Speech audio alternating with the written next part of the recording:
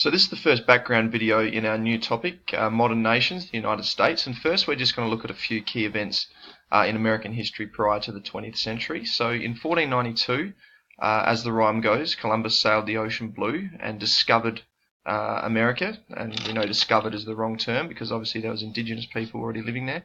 And he actually didn't even land in the American mainland. He landed in Puerto Rico in the Caribbean. But that was obviously a huge, huge starting milestone in American history. But the first permanent settlements weren't actually set up until the early 1600s by the British on the East Coast. In 1776, the United States won their independence from Britain in the War of Independence, and the American Civil War in the 1860s was also a huge milestone in American history. But up until the late 1800s, America was considered an inferior world power compared to its European neighbours. One of the main reasons for this is because it didn't have its own empire. But actually, this is a little bit misleading because similar to Russia's empire, the United States gradually acquired a land empire through a policy of expansionism, trying to expand the territories that they had in North America. And so over 100 or so years, since independence, America gradually acquired all this territory over to the West Coast, and it starts to now look like the United States that we picture today. And here's a good time-lapse video that shows, from those initial 13 colonies on the East Coast, gradually there's this westward expansion over to the West Coast, and that lasted about 100 years. And so it was around, the end of the 19th century when America became a bit more conscious of its own power and its own place, especially in the Americas, which is called the Western Hemisphere. And America had been involved in several wars, previous to this Spanish-American War. They'd been involved in the War of Independence, the War of 1812. But this was the first war where they actively sought out conflict because they wanted to rid North and Central America of Spanish influence.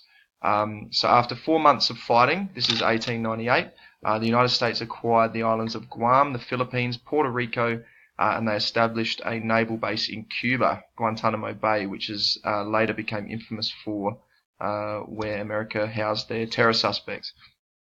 And so by 1900, this is what America's empire looked like. They have their mainland United States. They've also got Alaska up in the northwest, which they acquired from Russia. And now they have a collection of, territories in both the Pacific and the Atlantic Ocean. And 10,000 miles from tip to tip.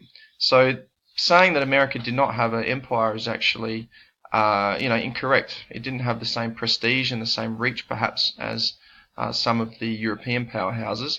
But by the turn of the century, it definitely had its own sphere of influence.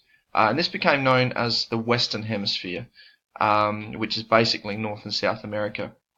President Teddy Roosevelt was instrumental in pioneering the Panama Canal, which basically cuts through right between North and South America and joins up the Pacific and the Atlantic Ocean. So this was a huge development in world trade, but especially selfishly for America, they had a huge benefit from this in terms of their economy. And so America became aware of its own power, and it started spreading what was called dollar diplomacy, where because its economy started to really take off and there wasn't a lot of competition in that Western Hemisphere, they started to really exploit and dominate a lot of their neighbours. And so as you can see here, the Western Hemisphere is more or less Americas to own now, just the Americas, whereas the Eastern Hemisphere is Europe and Asia and Africa. So there is a lot more people and a lot more land in the Eastern Hemisphere. So the United States started to take on, a culture and an identity of its own. And so here are some early personifications of the United States. So Lady Columbia. In America, early on was known as Columbia, named after Christopher Columbus. And then we've got Lady Liberty, a Statue of Liberty here, which was donated by the French 100 years after their French Revolution. And in modern times, the 20th century, we've come to see Uncle Sam, especially around the World War and propaganda that was involved there. And so we've talked about that Western expansionism of, the original colonies on the east coast of the United States. And so the West is the name for the vast expanse of land west of those original colonies. This was also known as the New Frontier, mysterious and unexplored land. In 1850, there were about 350,000 Native Americans living in that western frontier.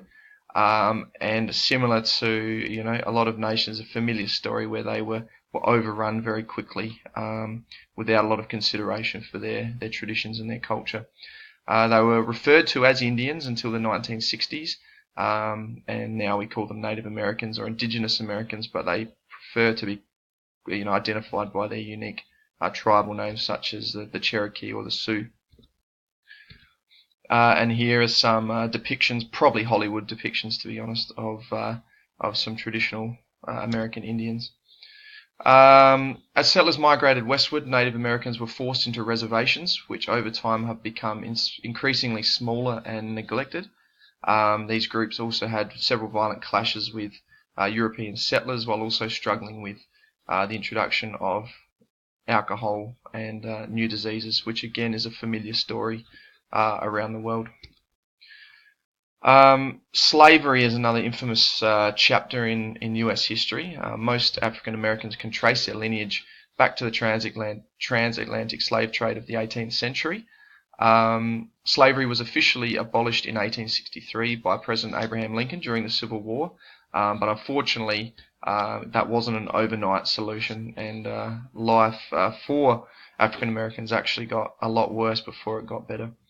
For a decade after the Civil War, the victorious North had military control over the South, which was known as the Reconstruction era. But there was a lot more focus on, political reconstruction, and the rights of African Americans were, left to the wayside. So African Americans today account for about 13% of the American population, and unfortunately they've got this dark chapter of history to trace their ancestry back to.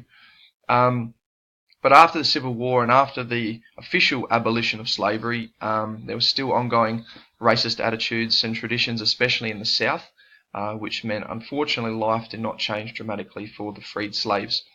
Jim Crow laws were established. So Jim Crow was a famous folk character in the South, and a whole new era of repression began for African Americans.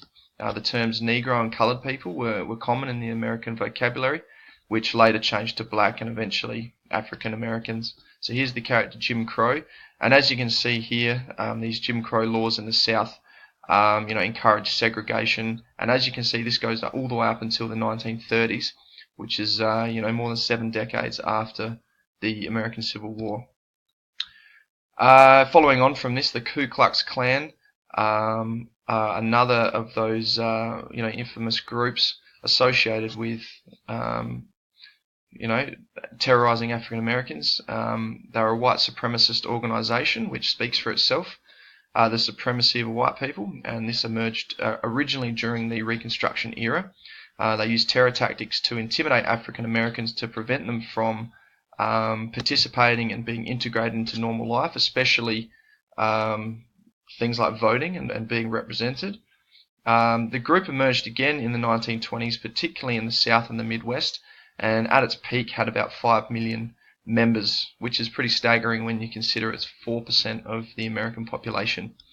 So obviously it showed that there was certain, insecurities and fears beneath the surface, and lots of people identified with targeting African American people. They thought that it was almost like a religious cause, that they were defending the honor and the prestige and the rights of true Americans, as opposed to outsiders, whether it be African Americans or Hispanic people or immigrants.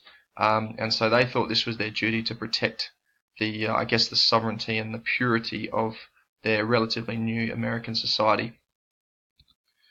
So that's the end of the first part of our background study, and soon we'll start to look at the second industrial revolution and the economic boom in the United States.